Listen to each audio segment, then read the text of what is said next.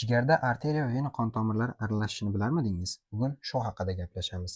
Dastlab portal venaga bo'lgan masofani qisqa ko'rib chiqamiz. Asosan 3 ta magistral qon tomir portal venaga kelib quyiladi. Birinchisi vena mesenterica superior.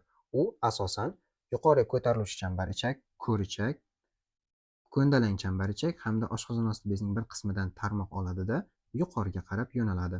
Ikkinchi magistral tarmog'imiz bu vena splenica, taloq venasi. U taloqdan, oshqozondan va oshqozon osti bezidan tarmoq oladida, u ham portal venaga qarab yo'naladi. Uchinchi magistral tomirimiz esa vena mesenterica inferior deb ataladi. U ham chuch chambarchak, sigmasimon ichak va to'g'richakning yuqori qismidan tarmoq oladida, yuqoriga qarab venoz qonni tashiydi. Asosan vena mesenterica inferior vena splenikaga, ya'ni taloq venasiga borib quyiladi va bizda qolyapti ikkita venous magistral tomir qo'shilyaptida. Asosan oshqozon osti bezining orqa qismida qo'shiladida, yuqoriga yo'nalib portal venani hosil qiladi, jigarga qarab yo'nalib. Endi jigarga yetib keldi. Jigarga yetib kelgandan keyin ichkari kirgandan keyin ikkita asosiy tarmoq hosil qiladi. Birinchisi o'ng tarmog'i ramus dexter vena porte, portal venaning o'ng shoxi. Ikkinchi shoxi esa ramus sinister vena porte, ya'ni portal venaning chap shoxi. Biz jigar mavzusini o'tganimizda segmentlar haqida gaplashdik. Har bir segmentgacha keyinchalik borib yo'naladida va eng oxirgi tomiri vena interlabularisni hosil qiladi. Va biz rasmdan ko'rib turibmiz, o't yo'li, arteriyalar triada bo'lib birgalikda yo'nalyapti. Endi rasmni yanada yaqinlashtiramiz. Bu portal vena, arteriya gepatica propria. Yaqinlashtirilgan variantda bo'lganligi uchun tarmoqlari berilmagan. Ular o'z tarmoqlarini hosil qilib keladida va qo'shiladi. Va biz qo'shilgan sohani sinusoid bo'shliq deb ataymiz.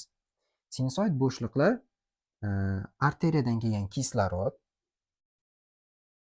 va vena portadan kelgan hazm yo'llaridan kelgan ovqatlar, boshqa moddalar, tuzilmalar, vitaminlar hammasi shu keladida, sinusoid bo'shliqda kelib qo'shilyapti. Endi sinusoid bo'shliqda bundan tashqari chetlarda gepatotsitlarni ko'rishimiz mumkin bo'ladi va bo'shliqning ichida esa Kupfer makrofaglarni ko'rishimiz mumkin. Endi Kupfer makrofaglarning asosiy vazifasi bakteriyalarni yutadi, ichakdan kelgan endotoksinlarni ushlab qoladi, eski eritrotsitlarni parchalab fagotsitoz qiladi va zararli zarrachalarni shuni yo'q qilishda ishtirok etadi. Endi ikki qismga bo'lib oldik. Kimyoviy detoksikatsiyani asosan gepatotsitlar bajaradi, fagotsitar himoyani esa Kupfer hujayralari bajaryapti. Endi biz hozir buni yuqorida ishlatdik, kimyoviy detoksikatsiya tushunchasini ishlatdik. Asosan jigarning tuzilishi shunaqa shaklda bo'lsak, biz 3 ta zonaga ajratamiz.